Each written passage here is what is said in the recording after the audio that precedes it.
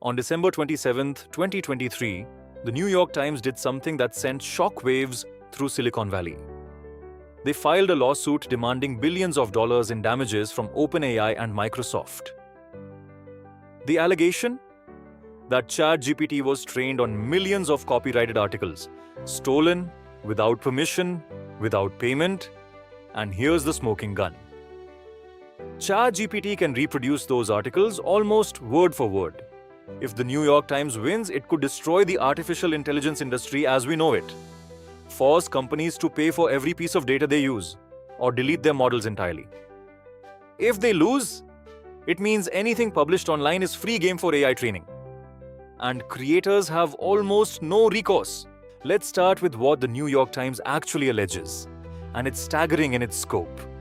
The complaint, nearly 70 pages long, Sakik, claims that OpenAI scraped millions of Times articles spanning decades of journalism. Investigations, opinion pieces, breaking news, feature stories, everything. They fed this copyrighted material into GPT-3, GPT 3.5, GPT-4, the models that power ChatGPT, without asking, without paying, without even telling anyone. Now here's where it gets dangerous for OpenAI. The Times didn't just claim their data was used for training, which some argue falls under fair use. They showed that ChatGPT can reproduce their articles almost verbatim. In court filings, the Times submitted Exhibit J, 100 examples of GPT-4 memorizing content from the New York Times. It's 127 pages long. 127 pages of examples where you give ChatGPT the URL of a paywalled Times article plus a short snippet, and it spits back nearly identical text that would otherwise cost money to read. That's not learning patterns. That's not analyzing style. That's a photocopier dressed up as a chatbot. Let me show you exactly what the Times proved, and this is where OpenAI's defense starts to crumble. Researchers for the Times engineered specific prompts to test ChatGPT's memory. They'd input something like, summarize this New York Times article from March 12, 2019 about specific topic. Then paste the opening paragraph. And ChatGPT would respond with long passages matching the original article word for word. Not paraphrasing, not summarizing, reproducing. In one example cited in the lawsuit, ChatGPT generated text that matched a Times investigative piece at a rate researchers estimated as high as 95% similarity in some sections. 95%. That's not coincidence. That's not statistical probability. That's memorization. Now, think about what this means for the Times business model. They employ thousands of journalists. They spend millions on investigations. They put everything behind a paywall because journalism costs money to produce. But if ChatGPT can simply regurgitate their paid content for free, why would anyone subscribe? The Times argues this isn't just copyright infringement, it's existential threat to their business. So how does OpenAI defend themselves? Their argument rests on a legal doctrine called fair use. Fair use allows people to use copyrighted material without permission in certain circumstances, like for commentary, criticism, education, or transformative purposes that add new meaning. OpenAI's position: training AI models is transformative. The models don't store articles. They analyze patterns, syntax, grammar, factual associations, then generate entirely new responses based on those patterns. It's like a human reading a book and learning from it, not photocopying it. They also point out that other publishers made deals instead of suing. The Associated Press signed a licensing agreement with OpenAI in July 2023. Axel Springer, which owns Politico, Business Insider, and German tabloid Bild, signed a deal worth roughly $39 million over 3 months later. Even Rupert Murdoch's News Corp, owner of the Wall Street Journal, took up to $250 million from OpenAI for 5 years of content access. The implication? The New York Times got greedy. They could have had a seat at the table. maybe tens of millions in licensing revenue, just like their competitors. Instead, they gambled on a lawsuit that could yield billions or set a precedent that destroys their own argument forever. And here's the problem with OpenAI's fair use defense. Courts are skeptical. In March 2025, Judge Sidney Stein denied most of OpenAI's motions to dismiss. He said the Times' claims were plausible enough to let a jury decide. Meanwhile, there's a complicating precedent. In June 2025, a different federal judge ruled that Anthropic's use of lawfully purchased books to train their Claude AI constituted fair use. But here's the key distinction. Anthropic bought those books legally. OpenAI allegedly scraped the Times' content without permission. That difference might be everything. The New York Times isn't alone. Once they filed, it opened floodgates. Authors Guild vs. OpenAI filed September 2023. 17 authors including George R.R. Martin of Game of Thrones fame, John Grisham, Jodi Picoult, and E.L. James, 50 Shades of Grey. They allege OpenAI copied their books to train ChatGPT. Systematic theft on a mass scale, Grisham called it. Silverman vs. OpenAI and Meta. Comedian Sarah Silverman plus authors Richard Cadre and Christopher Doll suing both OpenAI and Meta, Facebook's parent, for training on their copyrighted books without permission. Getty Images vs. Stability AI. The photo agency sued makers of Stable Diffusion, an image generation AI, for training on millions of copyrighted photographs. Though interestingly, in November 2025, a UK court largely ruled in Stability's favor, saying their model doesn't actually store copies of images. It learns patterns. The trademark claim survived, but the core copyright claim took a hit. All told, 12 major lawsuits against OpenAI and Microsoft have been consolidated into one massive multi-district litigation in New York. Judge Stein oversees the whole mess. The Intercept, Raw Story, Alternate, the Daily News, the Center for Investigative Reporting, Canadian news publishers, everyone wants a piece of OpenAI.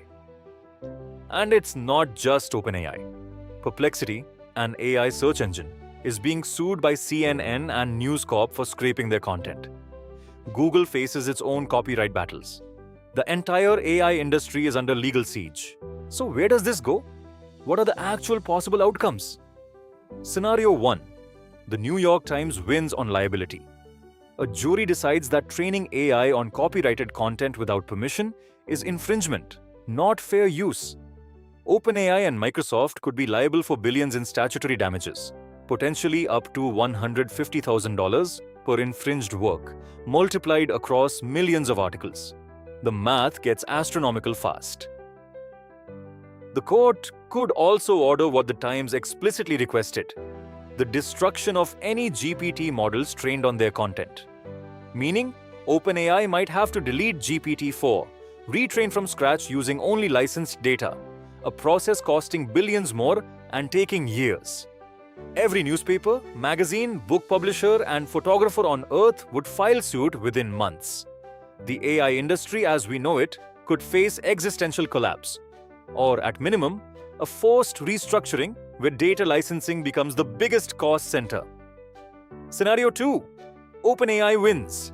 Courts rule that training on publicly available internet content, even copyrighted content, constitutes fair use when it's transformative.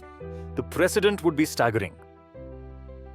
It would mean anything you publish online can be freely used to train AI without compensation. News organizations, authors, artists, photographers, they'd all lose leverage. Licensing deals like the ones Axel Springer and News Corp signed, those were optional, not required. The free buffet remains open. Creators would have almost no recourse unless they hide content behind strict paywalls or login gates. And even then, AI companies might argue that accessing publicly available pages is still fair game. Scenario 3, and honestly, the most probable, a messy compromise. Courts rule that some uses are infringing, like verbatim memorization, while others are fair, like pattern learning for general knowledge. AI companies negotiate industry-wide licensing agreements. A new market emerges where publishers get paid per word or per article used in training datasets. It's not clean, it's not satisfying, but it keeps the lights on for everyone while creating new revenue streams for media companies struggling to survive the digital age. Beyond the legal arguments, there's a deeper question here. What decision should society make about AI and intellectual property? On one hand, creators deserve compensation. Journalists, authors, artists spend lifetimes honing crafts. Their work has value. If AI companies profit from that work without sharing revenue, it's exploitation dressed up as innovation. On the other hand, AI benefits humanity. Medical diagnosis, scientific research, coding assistance, language translation, creative brainstorming. These tools improve lives. If every piece of training data requires negotiation and payment, AI development slows dramatically. Only giants like Microsoft and Google could afford it. Innovation becomes concentrated, not democratized. And there's a third angle most people miss: the public interest in access to knowledge. Copyright law exists to balance creator rights with societal benefit. If AI makes information more accessible, searchable, and understandable to everyday people, isn't that a public good worth protecting? The New York Times isn't wrong to demand payment. OpenAI isn't evil for wanting to advance technology. Both sides have legitimate claims. But the current copyright framework, written in 1976, before the internet existed, before AI was conceivable, wasn't designed for this moment. Whatever Judge Stein ultimately rules, whatever appeals courts decide, whatever Congress might legislate afterward, we are watching the legal system struggle to catch up with technological reality in real time. This case will likely take years to fully resolve. Appeals, countersuits, settlements, legislation, it's far from over. But the decision made in this courtroom will ripple through every industry that touches AI. Healthcare, finance, education, entertainment, journalism itself. The question isn't just who owns the past, who owns all the text and images humanity has created. It's who controls the future, the intelligent systems that will shape how we learn, work, and create for generations.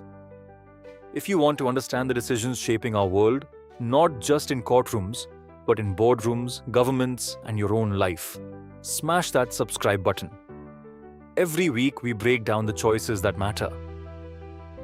Next week, why Samsung bet $12 billion on a screen technology everyone laughed at and ended up owning the display market. You won't want to miss it. Thanks for watching. This is Decision Intelligence. Think before you choose.